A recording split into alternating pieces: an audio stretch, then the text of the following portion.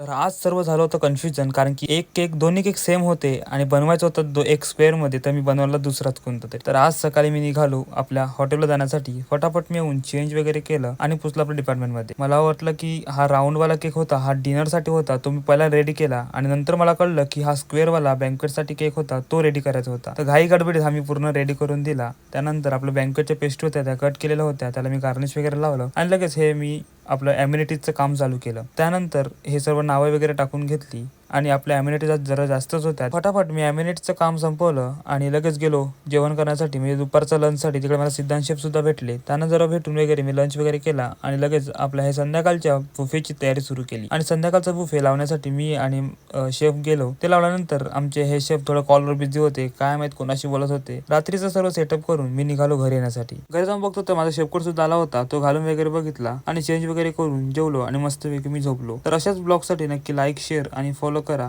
आपण भेटू आता पुढच्या ब्लॉगमध्ये. तोपर्यंत बाय बाय.